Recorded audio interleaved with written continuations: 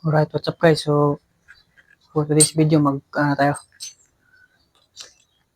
tayo ng coolant sa Sniper ito. 155. So itong Kobe Super Coolant yung gagamitin natin. Alright. Dalawang 500 ml na coolant yung binili natin. Tapos ito lang yung plus na kailanganan natin. Dalawa lang. Itong 8mm na open range. Tapos 8mm din na Allen range. Ito 8mm na Allen range. So ipapakita ko sa inyo kung ano yung mga binaklas natin. So ito lang yung binaklas natin. Dalawang fairings lang, yung sa side tapos yung dito banda sa ano, diyan dito sa may tension sa BBA banda. So yun lang yung tatanggalin. Ma-access na natin yung ano, yung bolt sa ano natin, yung bolt sa drain plug ng coolant. So ito, set up natin muna natin yung camera, tapos papakita ko sa inyo yung drain plug.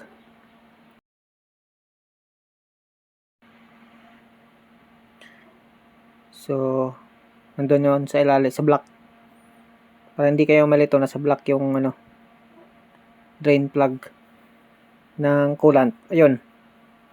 So ayan, no. Ito.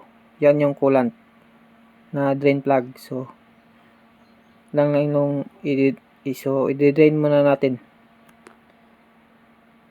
8mm na back range. Yan. Hindi na natin kailangan tanggalin yung mga fairings. Tapos bahala na tumagas dyan sa baba yung ano, coolant, kasi hugasan din natin dyan sa ilalim.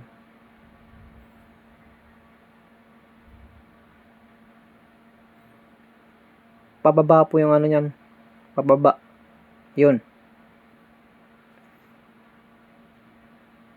Medyo matigas. Mag-ready lang tayo ng bucket sa ilalim para dun to hindi madumihan yung sahig. Para dun tumagas yung coolant.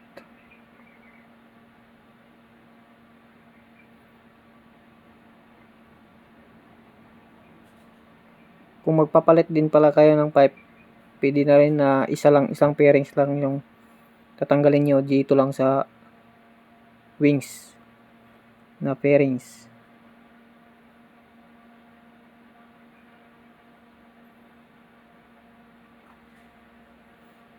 Bali, pangalawang ano pala to guys, palawang palit ng coolant.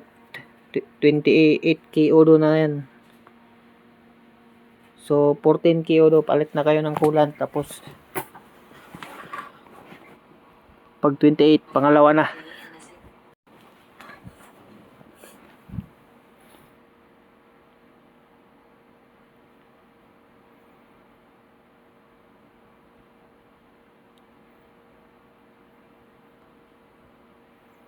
Yan, malapit na. Kamayin natin, kamayin.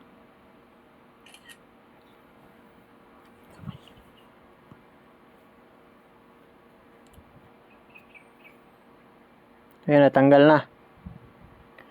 So bubuksan yung cover ng ano, hindi pa yan tatlagas diretso, tapos bubuksan dito sa taas sa radiator cap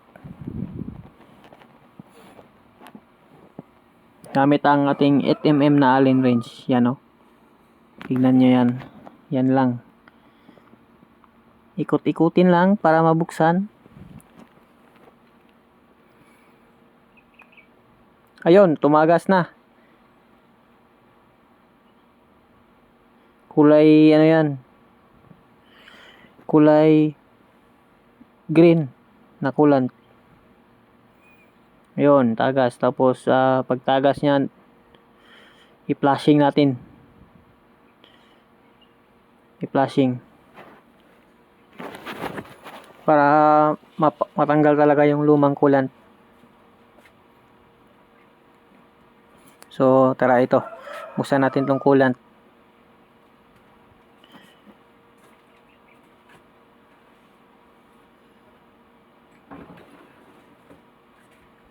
Flushing lang natin ng konti. Yan, para may lumabas yan.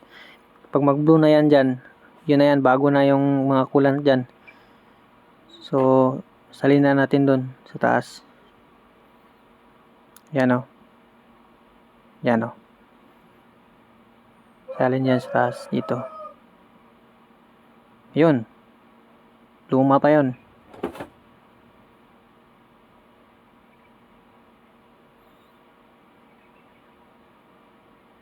Di pa.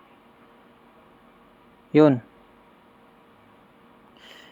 Medyo blue na. Nagdagan ba natin?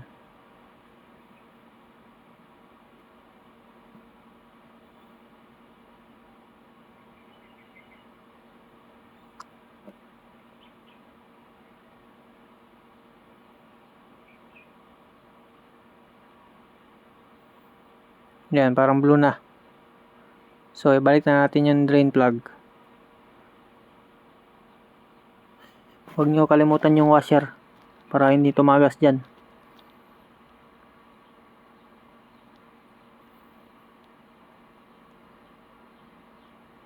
Yan lang. Ano nakadali guys? Very easy. Dalawang pairings lang yung tatanggalin nyo. So, pwede na kayong mag-change coolant. Yan o. Tamang higpit lang yan. So, magsasalin na tayo ng coolant. Dito. Coolant. Yan. Alright.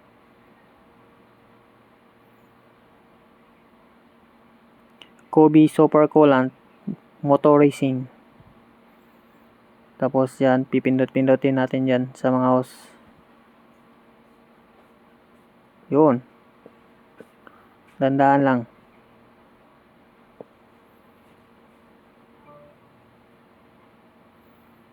Yan, iangat pa natin. Kamera.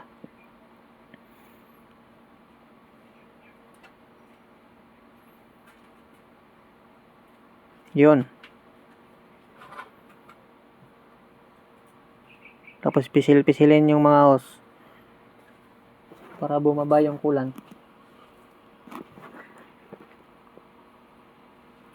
Yan. Very easy. DIY. Kung magpalibor kayo niyan, ewan ko magkano change coolant.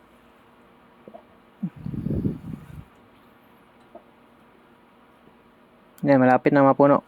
Pag ganyan na. So, papaandarin natin to. Yan o, bumababa.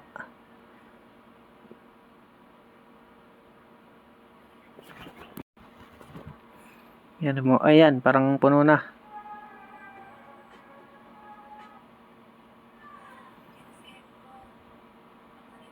Parang ayos na to.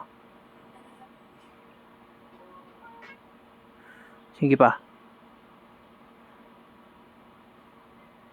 Umangat na eh.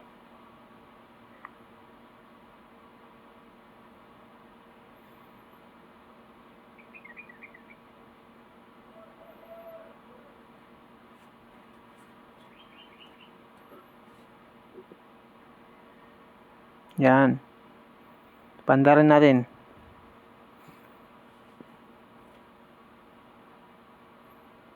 Yan. Maandar na.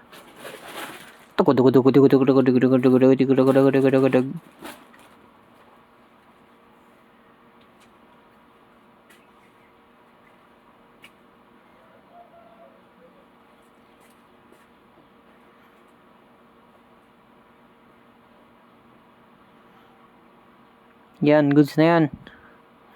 Salinan natin, tapos takpan na natin.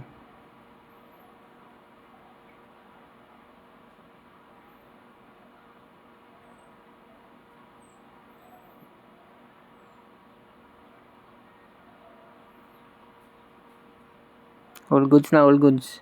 Yan. Punong-puno na oh.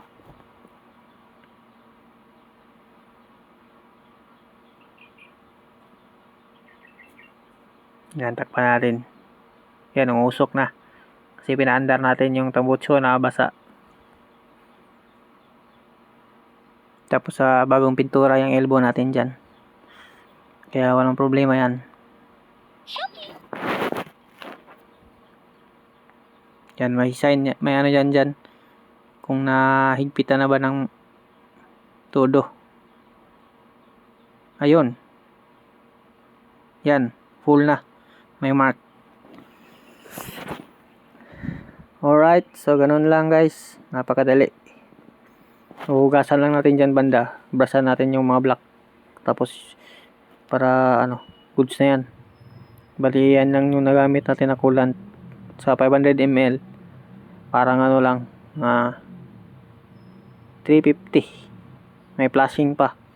May mga natapon pa tayo. Mga 300 lang yata yung Yan umabak pressure yung gamit natin. Tapos, yung pipe na isa. Nagpalit tayo ng pipe kanina. Pati spark plug reading. Ito yung spark plug reading ng isang pipe. All goods na all goods. Yun power pipe. Ayan.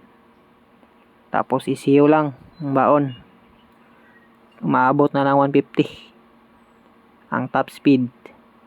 Alright. Sunod natin ng video yung airbox. Tapos total body. So abang-abang. Total body cleaning, yun lang.